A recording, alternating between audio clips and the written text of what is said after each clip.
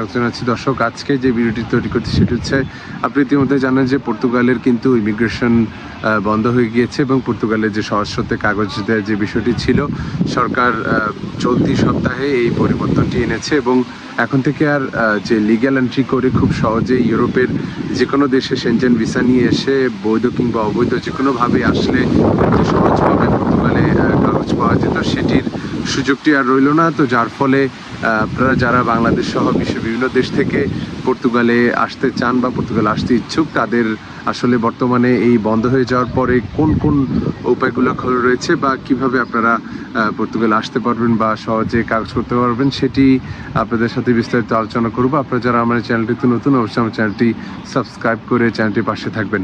শুরুতে বলে রাখি যে দর্শক, আসলে যে সহজ সিস্টেমটি ছিল, সহজেই যে কোনো দেশের ট্যুরিস্ট ভিসা বা স্টুডেন্ট ভিসা বা ওয়ার্ক পারমিট নিয়ে আসলে কিন্তু পরবর্তীতে পর্তুগালে মুভ করে খুব সহজে 88.2 বা 89 যে 23/2007 একটি আইন ছিল, সেই আইনের আন্ডারে যে আর্টিকেলগুলো ছিল সেগুলোর আন্ডারে কিন্তু খুব সহজেই বাংলাদেশির হাজার হাজার বাংলাদেশি তারা রেসিডেন্স কার্ড পেয়েছেন, পাসপোর্ট পেয়েছেন। কিন্তু বর্তমানে এই যে সরকার হঠাৎ করে এই পরিবর্তনটি, সেটির বেশ কিছু কারণ রয়েছে। এর অন্যতম কারণ হচ্ছে এই অভিবাসন যে ব্যবস্থা, সেটিকে আসলে অনেকভাবেই অনেকে অ্যাবিউজ করেছে, বিশেষ করে অনেক মাফিয়া চক্র, বিশেষ করে সহজ শর্ত অভিবাসনের সুযোগটাকে কাজে লাগিয়ে অবৈধ যে অনেক ক্রিমিনাল সহ বিভিন্ন মানুষজন আসলে পর্তুগালে গিয়ে সেখানে ক্রাইম রেট অনেক বেড়ে যায় এবং স্থানীয় পর্তুগিজদের অনেক সমস্যার সৃষ্টি হয় এবং তারা যে বাসার সংকট সহ বিভিন্ন চাকরির সংঘর্ষ বিভিন্ন কারণেই আসলে সরকারের উপরে একটা চাপ ছিল যে এই পরিবর্তনটি আনার।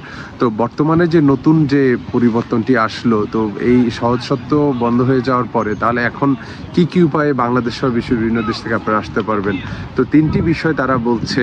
তিনটির মধ্যে প্রথমটি হচ্ছে যে ওয়ার্ক পারমিট ভিসায় আপনারা পর্তুগাল আসতে পারবেন। ওয়ার্ক পারমিট ভিসা আপনাকে আসতে হলে সেখানে তারা এখনও নতুন অবস্থায় তারা বলছে যে তার স্কিল যে ওয়ার্কার, বিশেষ করে কনস্ট্রাকশন বা এগ্রিকালচার বা যে হেলথ কেয়ার, মানে যেই সেক্টরই হোক না কেন, সেখানে যারা স্কিলড বা অভিজ্ঞ যারা রয়েছেন, যাদের দক্ষতা রয়েছে, কাজের অভিজ্ঞতা রয়েছে, এই ধরনের মানুষকে তারা ওয়ার্ক পারমিটে আসার সুযোগ করে দিবে এবং সংশ্লিষ্ট যে দূতাবাসগুলো রয়েছে, বিশেষ করে বাংলাদেশিদের জন্য আমাদের ইন্ডিয়ার যে দূতাবাস রয়েছে বা যেই দেশের মানুষদের জন্য দূতাবাস যেটি রয়েছে, সেই স্থানীয় পর্তুগিজ দূতাবাসের মাধ্যমে আবেদন করে যে কোনো একটি কোম্পানি থেকে তাদের ওয়ার্ক পারমিট বা জব কন্ট্রাক্ট তাদের থাকতে হবে। সেক্ষেত্রে সেভাবে আবেদন করেই পর্তুগালে আসতে হবে। এটি একটি অপশন তারা খোলা রেখেছে এবং এই অপশনের মাধ্যমে তারা পর্তুগালে পরবর্তীতে গিয়ে সেখানে স্থায়ী হতে পারবে।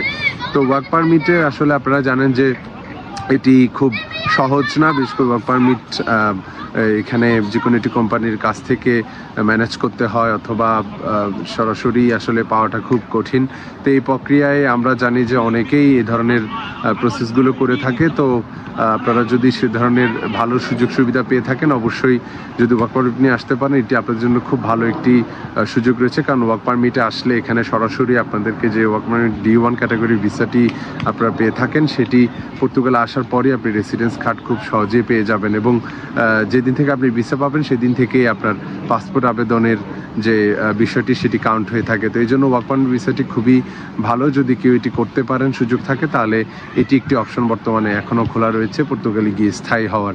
তো আর দ্বিতীয় বিষয় যেটি রয়েছে সেটি হচ্ছে স্টুডেন্ট ভিসা। স্টুডেন্ট ভিসায় কিন্তু পর্তুগালে প্রচুর সংখ্যক স্টুডেন্ট এসে থাকে, তবে বাংলাদেশ থেকে কিছুটা জটিলতা রয়েছে।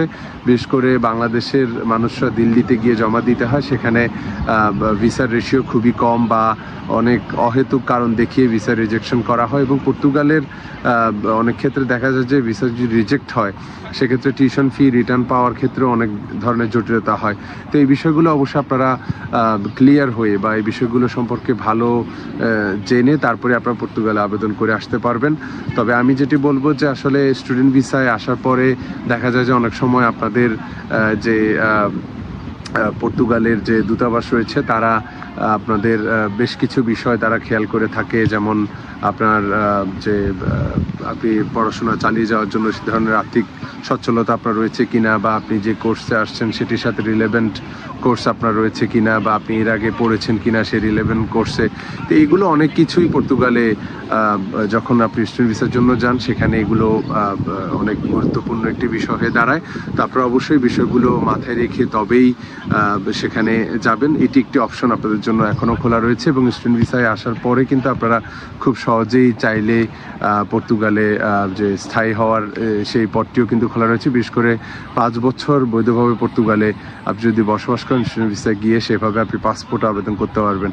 তো তৃতীয় যে বিষয়টি রয়েছে সেটি হচ্ছে যে ফ্যামিলি রিউনিয়ন। ফ্যামিলি রিউনিয়নটা আসলে যেটি পর্তুগালে আপনাদের যে কোনো একজন আত্মীয় স্বজন থাকতে হবে, এটি আসলে সবার জন্য প্রযোজ্য না। বিশেষ করে যারা বাংলাদেশের বিভিন্ন দেশ থেকে নতুন যারা আসতে চাচ্ছে বা স্থায়ী হতে চাচ্ছে তাদের জন্য এটি, যাদের যদি আত্মীয় স্বজন কেউ পর্তুগালে না থেকে থাকে তাহলে এটি সহজ না। বিশেষ করে ফ্যামিলি রিউনিয়নটাকে সরকার অনেক সহজ করার পরিকল্পনা করছে। বিশেষ করে ফ্যামিলি রিউনিয়নের ক্ষেত্রে পর্তুগালে যারা ইতিমধ্যে আছেন, আপনারা ইতিমধ্যে জানেন যে প্রসেসগুলো বন্ধ করে দেওয়া, নতুন করে যে সেফ অ্যান্ড ফ্রি যেটি সেটি বন্ধ করে দেওয়ার কারণে এখন সরকারের পক্ষে যে এই 4 লাখ মানুষ যে কাগজের জন্য অপেক্ষা করছে তাদের কাগজগুলো দিয়ে দেওয়ার পরে তখন হচ্ছে যে ফ্যামিলি রিউনিয়ন সহ এই বিষয় প্রসেসগুলো আরও সহজতর হয়ে আসবে।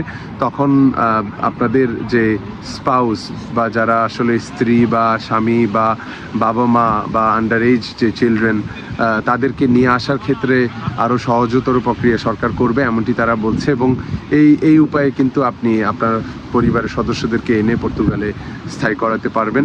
তো এই 3টি উপায়ের কথা বর্তমানে বলা